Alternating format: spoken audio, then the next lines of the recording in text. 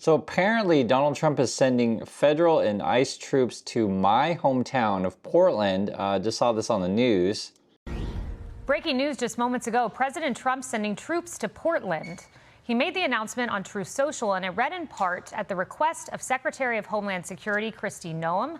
I am directing Secretary of War Pete Hegseth to provide all necessary troops to protect war-ravaged Portland. Okay, so I guess we're going to Portland. Again, this is my hometown. These are some of the federal vehicles that are arriving. You got these Humvee military-style type vehicles here. That's ICE. I mean, what he's trying to do is basically cause a civil war in USA. I'm just telling you the truth. He's trying to get a fight going, right? And he's spending all this money. Again, this sitting all over the country. We saw what, Chicago, LA, DC, and now he's going after Portland here. This is the full tweet by Trump. At the request of Secretary of Homeland Security Kristi Noem, I'm directing Secretary of War Pete Hegseth. And the Secretary of War stuff, remember he renamed the department. This is without congressional approval, and he's just wasting money. It's just a waste of money, and this is how you know Trump doesn't care about you, when he just wastes money. And if you're like, well, Secretary of War, I mean, how does that waste money? You got to rename all the buildings, you got to change all the stationery, you got to just spend a bunch of money, and then what if Congress then strikes it down and says no, go back to Department of Defense? Then you got to rename everything again. It's a waste of money, right? It's a big distraction so that Trump can continue with his financial crimes and other things that he's up to. But he claims that he says necessary troops to protect war-ravaged Portland. That's according to Trump. And other ICE facilities under attack by Antifa and other domestic terrorists. I'm authorizing full force, whatever that means, if necessary. Thank you for attention to this matter. This is what local people are saying here. And after a big show, we know what happens. Everyone goes home. President Trump has one goal. He wants to induce a violent exchange. Let us not grant him that wish.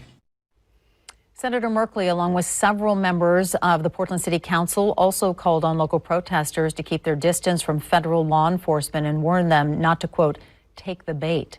But a few protesters still showed up outside the ICE facility last night. Most remained peaceful. I thought that was pretty clever, where a protester's out just blowing bubbles. I mean, that's clever. And if you are gonna do any protest, again, just keep it peaceful, because Trump's looking for a fight. I think. We've seen his game over and over again, and you have to understand, like, the game that we're playing. We're all about wasting money, distracting, and looking to start a fight, and then he'll try to send as many military as he can and declare some sort of martial law. I told you guys before several times, we actually witnessed it in Korea. I made several videos on the thing, and basically people took the streets peacefully and appealed to the soldiers like, hey, what are you guys doing? Like, well, what's going on? And in that situation, the soldiers actually didn't know what was happening. It was just like a quick order to, crack down. And when then they realized they arrived, it's just like, these are just peaceful citizens. There's no uprising or like that. They realized that they were in the wrong and basically just stopped. And so this is what, blowing the bubbles matters. You got to be, again, peaceful, and also point out this is just a waste of money.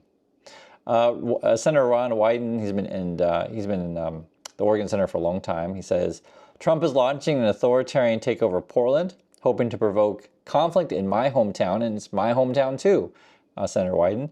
I mean, it's a lot of people's hometown. I urge Oregonians to reject Trump's attempt to incite violence in what we know is a vibrant and peaceful city. I will do everything in my power to protect people in our state. These are crazy people. And they're trying to burn down buildings, including federal buildings. And on my list of things that I want to do before we finish up with the cities, because I think we're going to whip the cities back into shape. But we have to. We cannot let our cities, and that's a small example, but it's the most violent example. It's every night, and they've done it for years. You think maybe at some point they made their point, and what are they doing? But we're going to get out there, and we're going to do a pretty big number of those people in Portland that are doing that. They're professional agitators and anarchists. They're actually anarchists, yeah. Go ahead, why don't you defend? Let's see you defend them, Jeff. No, I'm not defending anyone. I just want, so that we can just explain this in our stories. Can you name a couple? You don't explain it right, though, Jeff. Go ahead, let's go. Maybe let's give you another chance. Go ahead. Antifa, Soros. What names are we talking about? Well, Soros is a name certainly that I keep hearing. I don't know, but Soros is a name that I hear. I hear a lot of different names. This is another senator, Senator Merkley. Trump is sending troops to Portland with the goal of, quote, doing a number on the city. And we know what this means. He wants to stoke fear and chaos and trigger violent interactions and riots to justify expanded authoritarian control. Let's not take the bait.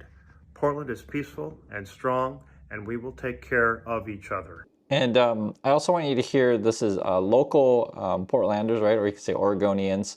See what they have to say. It's terrifying. Say that again? How come it's terrifying? Well, because it's an authoritarian taking over the country. It's terrifying. It's terrifying to have it here. It's terrifying for like my friends and my family, and everything right now is horrible. And having it over there makes it less real. But having it in the streets here, that's a lot to take in. Like, I'm shaking. I'm actually just thinking about a lot of people that I know personally that will be affected by this. So it's really scary. We don't need that. That's not what we need. We need affordable housing. We need, more funding for schools. We don't need a lot of money and a lot of armed people. That's not really, what is that going to do to solve problems? And I think that's a good point. It's the same stuff that I say all the time. And when I see my fellow Oregonians speaking the same way, and sometimes people on the channel always ask me, why I'm so calm. Maybe it's because I'm from Portland. I write about this stuff in my book. I'll just say this: I've seen a lot, and I know from experience who to trust and who not to trust. I'm just keeping it real from you guys. On a daily basis, obviously you can't trust Trump. It's obvious. And this is something I want to, show you guys the difference is these are, my fellow Oregonians. Again, he's sending troops to my hometown. You can see how people talk. Now I want you to hear how Trump people talk. Let's see what they say. This is Pam Bondi. What does she have to say? We're witnessing a new era of political violence. Assassins have tried to murder President Trump twice and tried to kill Supreme Court Justice Kavanaugh. In Minnesota, legislators and even children attending Mass were gunned down in cold blood in 2 separate incidents. And an assassin targeted and murdered our friend Charlie Kirk. A sniper shot 3 people at a Texas ICE facility, and now more than 200 violent rioters were at a Chicago ICE facility chanting, "Arrest ICE, shoot ICE." At least one had a gun. We've seen this before. We saw it in Portland and with the LA riots. These are not peaceful protests. These are coordinated attacks by radical extremists, and they end now. Anyone who threatens or assaults our federal officers will be arrested and charged federally, not in some liberal state court. Same goes for anyone who's funding and aiding these extremists. You will be dismantled brick by brick. We are taking our country back. Make America safe again. And the question I pose to you is, who do you trust? I always, phrase it in this way because I want you guys to make up your own mind for yourself, and I want you to think critically. I also want to see what Ryan Wyden is saying. This is Senator Wyden, and he's outside an ICE facility. This is just an hour ago. He says, taken just a few minutes ago outside the ICE facility in Portland that Trump claims is under siege, right? So this is Wyden goes there. Again, this is an hour ago. Trump is trying to claim that, I guess, Portland is under attack and it's war ravaged. So Trump's claiming. My message to Donald Trump is that we don't need you. Stay the hell out of our city. It's according to Senator Wyden. And you can hear the birds chirping and people just driving around. That's Portland. That looks like Portland to me. I grew up there. And I'll just be frank with you guys about this stuff. I grew up around, people like a Bondi or Trump when I was a kid, meaning that they try to stir up this anger all the time, and they always use that language of, we gotta take our country back, we gotta, it's the stuff that they talk about. And basically what it boils down to is there's a group of people out there, and who knows what percentage of America it is, but they exist though, that they're just really upset that there are black and brown people in the USA. They're upset that there's people that speak other languages in the USA, or upset that there are people who have different religions in the USA, or no religion, right? Just different than them. There's people who get upset about that stuff. and Trump just sort of stokes those racist and xenophobic fears. And it's sad to see, because basically what he's trying to do is, again, trying to create a civil war, trying to create divide and division, and that's just no way to live all the time, being afraid of your neighbors, being afraid of other countries, just being afraid on a nonstop basis. And that's, you can see it in the Trump's language and the people that he puts around him. And again, this is just no way to live. It's unsustainable.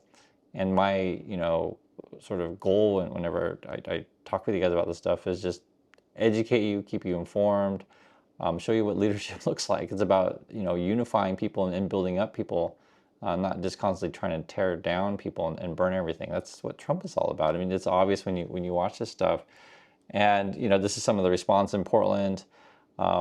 Person says here, preparing for the coming Portland war at something Trump has never seen, a farmer's market.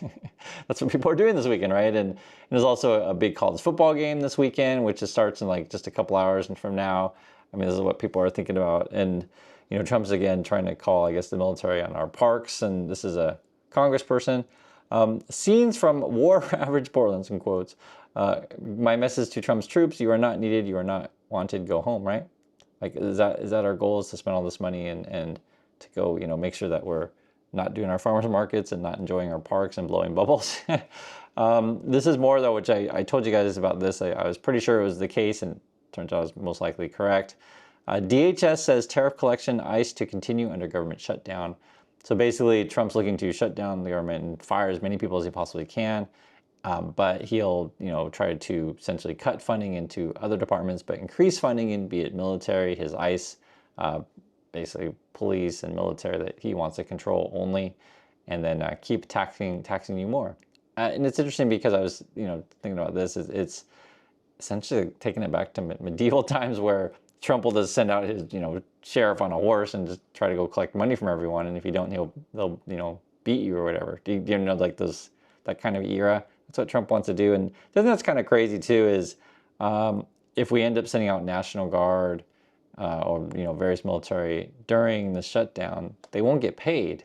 That's literally right here. National Guard troops deployed to DC would go unpaid and shut down. Basically what it is like you'll get your pay after all the stuff is resolved. But there's some people that it's not really practical. Just think about this. You work your regular job, right? Because the National Guard is basically like part-time military. You work your regular job, and then you're called in to do, Trump's dirty work effectively. And so that means you got to take time off your, full-time job to go do your part-time job and then go unpaid, which is just not practical for people. Leave your family, your kids are like, where are you, mommy and daddy? These kind of things. And again, Trump's all about division and pulling people apart, which is just no way to live. So I hope this stuff is clear to you guys of why this is a big, massive waste of money and why it doesn't really help communities at all. It's just part of his big TV show. That's my thoughts on this. I want to hear yours, and I'll catch you on the next video.